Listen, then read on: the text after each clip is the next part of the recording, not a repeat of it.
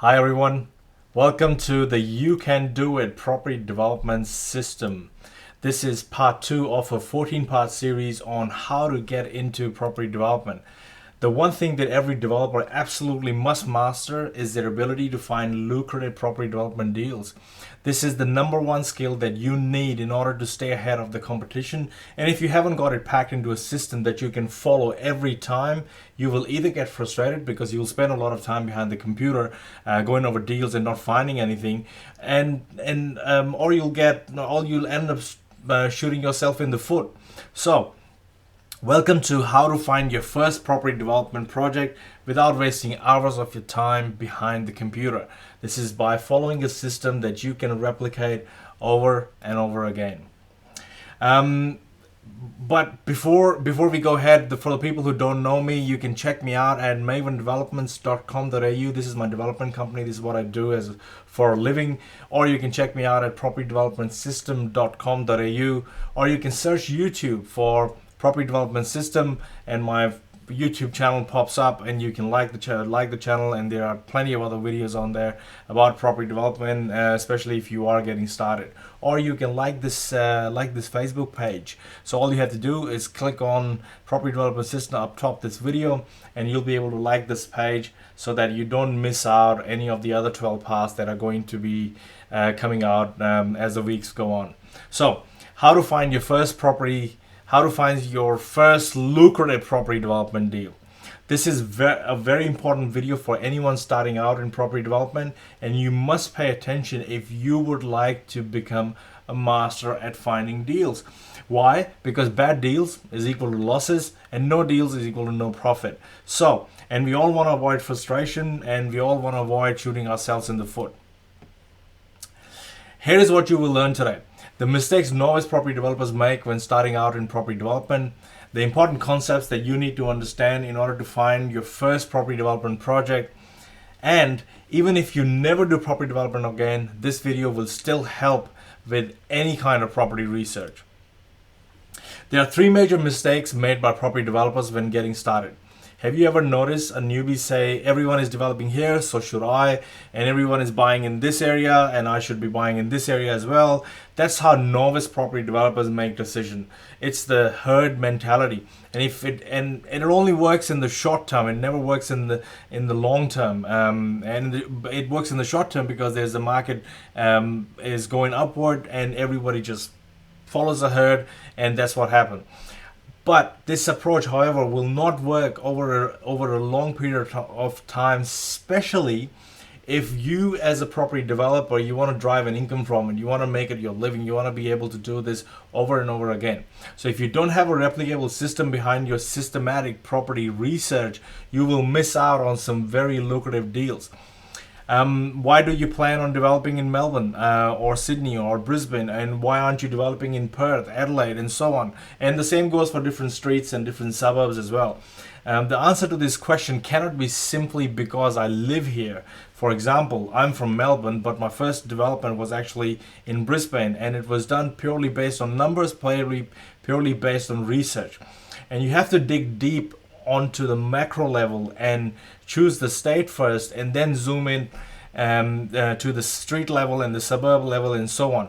So most novice developers cannot back their answers with market research and facts. And over the years in my property development career, the more I have based my decisions on research and numbers, the more successful my projects have been, and the more detached I have been from the projects I undertook.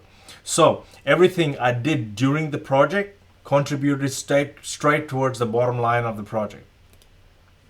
The second mistake novice developers make when getting into property development is to listen to negative media. There are 2 things that you must always remember. First, only bad news sells. So everyone talks down the property market because that is what will get people more views. And you must also not pay attention to the content heavy sites who hire writers to spin negative stories so they can get views on their articles and so on. So their job is basically to amplify negativity. Because I assume you are going to be into property development for a long time, you need to have a property system that you can fall back on, so you are making decisions based on facts and not just media and hype and everything that you listen to. Mistake 3, listening to economists too much. Have you ever seen a rich economist, or have you ever seen a rich developer? I can tell you right now that I've never seen a rich economist, but I've seen many different rich developers. So what is it that the developer knows and that the economist doesn't? Well, property developers have a replicable system of research and property development. They know exactly where to start, and they maximize their upside and they cover their backside. And they have a working knowledge of property economics. In a nutshell, they understand that a deal is a deal no matter where it is, what suburb is it in, and if it stacks up, it just stacks up. So let's go back in history. In 2008, GFC hit. In 2009, the economists predicted Australian property price bubble.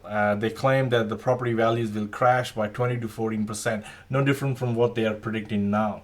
In 2011, Australian property prices were so high that the bubble was just about to burst.